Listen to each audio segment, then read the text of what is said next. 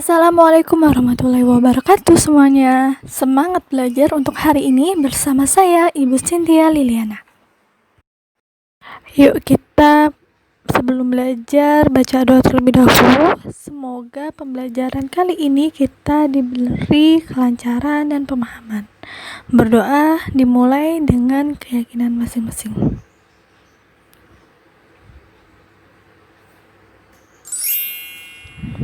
Berdoa selesai. Oke, kita mulai pelajaran kearsipan dengan materi prosedur penggunaan arsip. Penggunaan arsip berarti itu arsip yang dipinjam, arsip yang dikeluarkan dari tempat penyimpanannya. Ada beberapa prosedur yang harus diikuti dalam meminjam dan menggunakan suatu arsip. Nah, prosedur penggunaan suatu arsip itu penting yang patut diterapkan dalam kegiatan kearsipan. Tata cara penyimpanan arsip, prosedur penggunaan arsip, sampai penyimpanan kembali arsip itu sangat penting. Selain menjaga agar arsip terpelihara dan tidak mudah hilang, prosedur penggunaan arsip juga memudahkan dalam menentukan jenis arsip tersebut, baik arsip yang masih berdaya guna tinggi dan arsip yang sudah kehilangan nilai gunanya. Kita bisa lihat di PowerPoint yang sudah ditampilkan di layar. Penggunaan arsip adalah keluarnya arsip dari tempat penyimpanan karena diperlukan oleh seseorang untuk kepentingan tertentu sesuai maksud dan tujuan penciptanya. Di sini juga ada penilaian arsip, di mana penilaian itu dilakukan untuk menentukan apakah jenis file aktif tersebut perlu dimusnahkan atau dikirim untuk menjadi arsip statis ke dalam arsip nasional. Di sini juga ada beberapa ahli yang berpendapat mengenai penilaian arsip. Ada menurut Betty R. Hicks, menurut F. Gerald, menurut juga keputusan Kepala Andri. Ada beberapa pengertian, ada beberapa kesimpulan yang mencakup mengenai penilaian arsip. Penilaian arsip dapat menggunakan kriteria penilaian Alfred. Kriteria penilaian Alfred ini dikemukakan oleh Vernon B. Sargent. Mencakup 6 kriteria, yaitu yang pertama adalah administration value atau nilai administrasi. Yang kedua ada legal value, ada nilai hukum. Yang ketiga ada financial value, ada nilai uang. Yang keempat ada research value, ada nilai penelitian. Yang kelima ada education value, ada nilai pendidikan. Yang keenam ada documentary value, ada nilai dokumentasi. Untuk nilai Alfred berkisar antara 0 sampai 100% dengan penggolongan arsip dibagi menjadi 4, yaitu arsip vital 90 sampai 100%. Arsip ini sangat penting bagi kehidupan organisasi bisnis dan tidak dapat digantikan jika dimusnahkan. Kedua itu ada arsip penting, presentasinya 50 sampai 89%.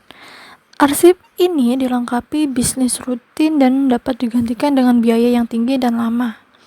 Contohnya dari arsip penting yaitu bukti-bukti keuangan, bukti-bukti transaksi seperti kwitansi, cek, giro, seperti itu. Ada arsip berguna, persentasenya 10 sampai 49%. Arsip ini berguna sementara dan dapat digantikan dengan biaya rendah. Contohnya itu surat pesanan, surat orderan. Arsip ini disimpan dalam file aktif selama 2 tahun atau file inaktif selama 10 tahun. Selanjutnya ada arsip tidak berguna. Persentasenya 0 sampai 10%. Arsip ini dapat dimusnahkan sesudah dipakai sementara dan disimpan paling lama selama 3 bulan di file aktif. Contohnya bisa diambil dengan surat undangan, surat rapat kerja, surat dari klien, bisnis, dinas, perjalanan dinas, seperti itu. Ada contoh di mana jumlah arsip adalah 90 eksemplar dengan permintaan arsip 58 permintaan. Jadi ini perhitungannya yaitu dari jumlah permintaan surat atau penggunaan dibagi jumlah arsip dikali 100%. Jadi hasil presentasinya yaitu 55% dari penggunaan arsip. itu angka penggunaannya 55% dari adanya arsip 90 eksemplar. Maka dapat dikatakan bahwa angka penggunaan atau pemakaian arsip tersebut masih menggunakan manfaat yang dinilai tinggi. Pembahasan penemuan arsip, yang mana penyimpanan arsip yang efektif artinya arsip dapat ditemukan dengan cepat dan tepat sewaktu-waktu pada saat diperlukan. Intinya, arsip itu harus efektif dan efisien. Untuk mengukur keefektifan tersebut dapat diukur dari rasio penemuan. Gimana sih cara menghitung rasio penemuannya? Di sini sudah ada contohnya, yaitu rasio penemuan dari jumlah arsip yang ditemukan dikali 100% dibagi arsip yang dicari. Misalkan 88 jumlah arsip yang ditemukan, ada jumlah 90 arsip yang dicari.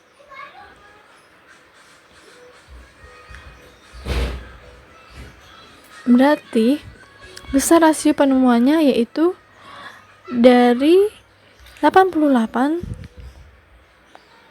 dibagi 90 dikali 100%, persentase rasio penemuannya yaitu 97,7%. Jadi hasil perhitungan dapat dikatakan teknik penyimpanan arsip tersebut dalam kondisi memuaskan atau cukup efektif. Kenapa dikatakan cukup efektif? Karena rasionya itu 97,7%, di mana dalam kondisi memuaskan.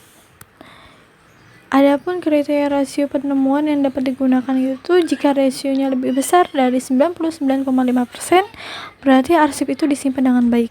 Nah, jika rasio penemuan antara 97 sampai 99,5%, berarti arsip itu disimpan dengan kondisi yang memuaskan.